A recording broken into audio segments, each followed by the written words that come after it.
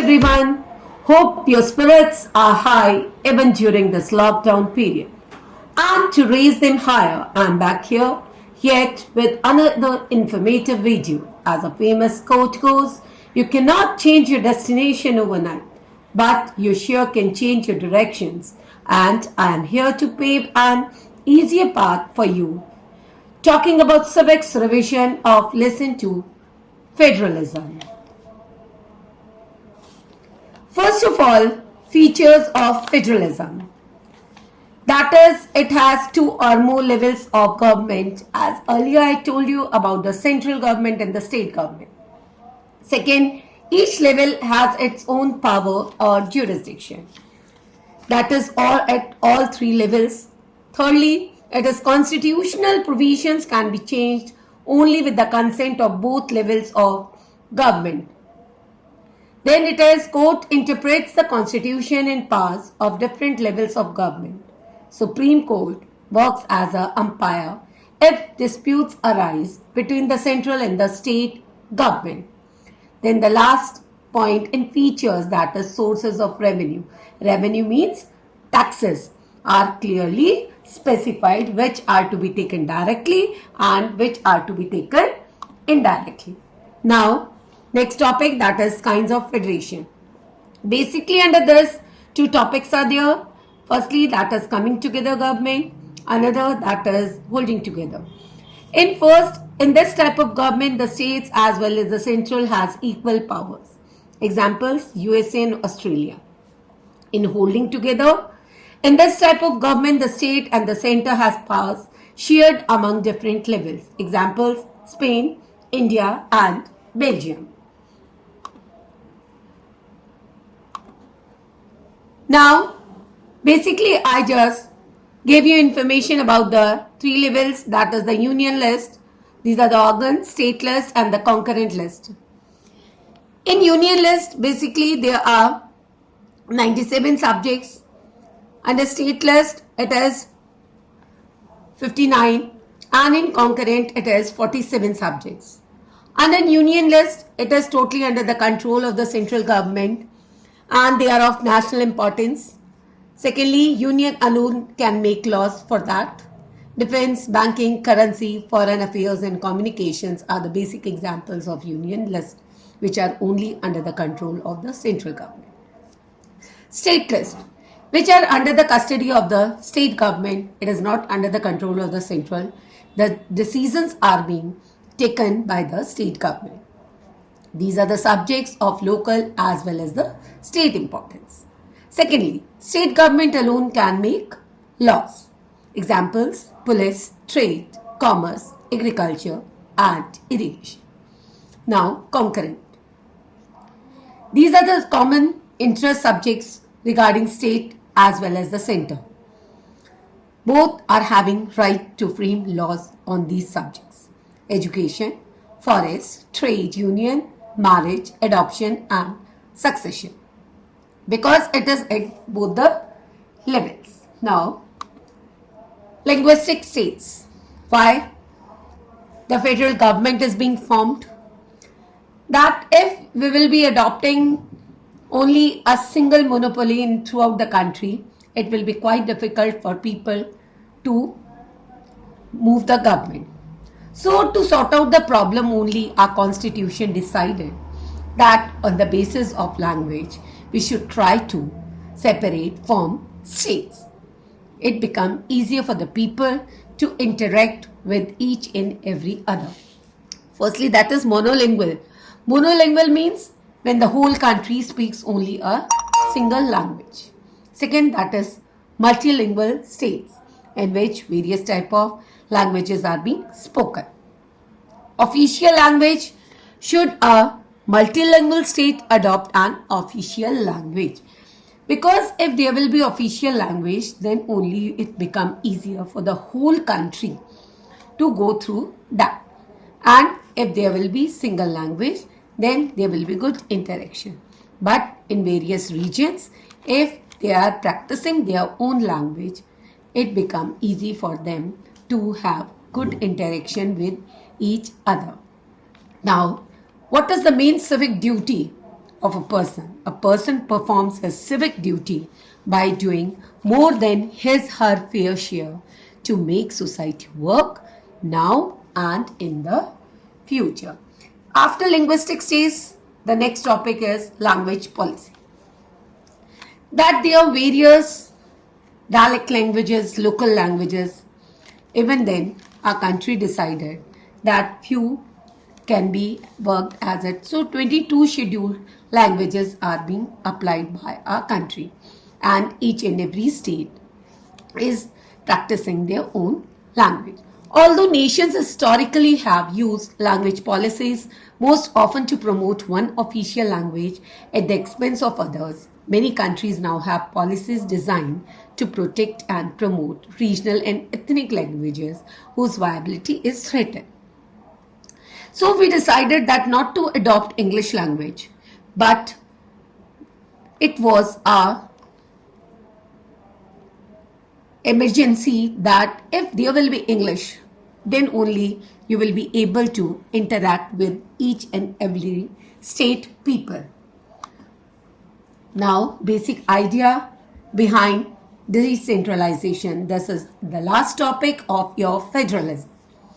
First of all, it is that it tries to solve various problems as well as issues at local level.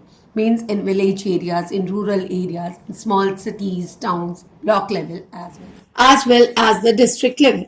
Second, that is people have better knowledge of problems in localities.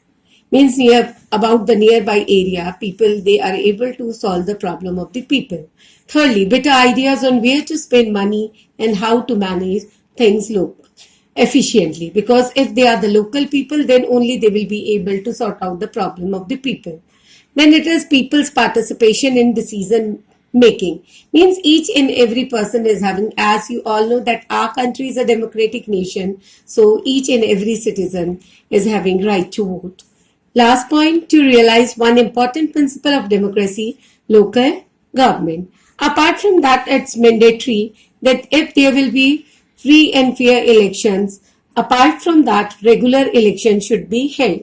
Second point, 1/3 reservation should be for women society. Thirdly, 1/3 seats for SCs and STs. By that, they will be able to uplift their standard of living. Then it is that how the State Election Commission can play a very important role to fill the seats. Then apart from that, the state government are required to share some powers and revenue that relates to the taxes with local government bodies. Rural local government is popularly known by various names like Panchayati Raj. Each village or a group of villages in some states has a Gram Panchayat, and it's a council consisting of several ward members, often called Panch, and the head of that is called as a Sarpanch. It is the decision-making body for the entire village. Supervision of the Gram Sabha is being done by the Panchayat. All the voters in the village are its member. The local government structure goes right up to the district level. A few Gram Panchayats are grouped together to form what is usually called a Panchayat Samiti or a block mandal. All the Panchayat Samitis or mandals in the district together are called as a Jila Parishad. Members of the Lok Sabha, MLAs of that district and some other officials of other district level bodies are also its members. Jila Parishad chairperson is the political head of the Jila Parishad. Local government bodies exist for urban areas as well as municipalities are set up in the towns. Both municipalities and municipal corporations are controlled by elected bodies consisting of people's representative. Municipal chairperson is the political head of the municipality and the head is called as a chairman. In a municipal corporation, the officer is being called as a mayor. Now, I proceed this lesson with question answers. First, that is define federalism. Federalism is a system of government in which the power is divided between a central authority, various constituent units of government. Various constituent means that comes under the state government as well as the district government, or you can call it the local government. Second, define jurisdiction. It is area over which someone has legal authority. The area may be defined in terms of geographic boundaries or in terms of certain kinds of subjects. Third question, define unitary system. Unitary system, either there is only one level of the government or the subunits are subordinate to the central government. The central government can pass an order to the provincial or the local government. Fourth question is, what are the features of federalism? There are two or more levels of government. Different tiers mean steps of the government has its own jurisdiction. These tiers are the central government, the state government and the local government. All they are having their own lawmaking body.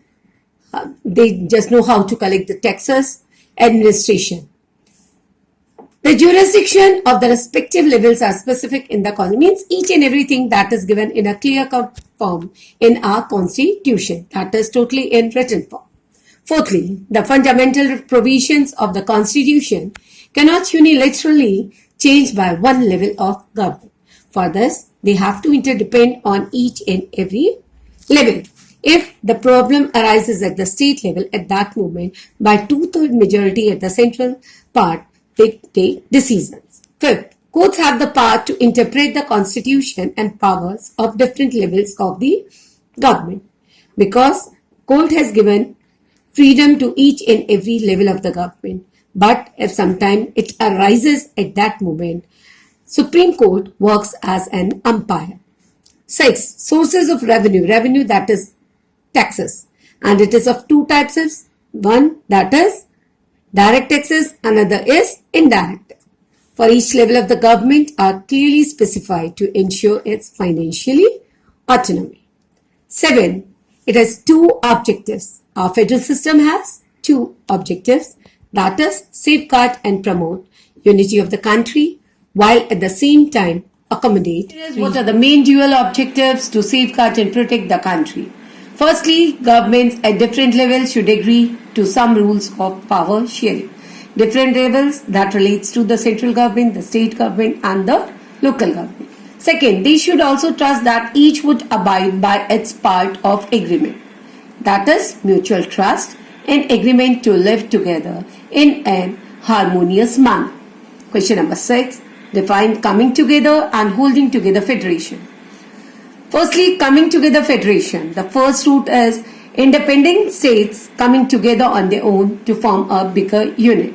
In this example, that is USA and Switzerland. Second, holding together federation.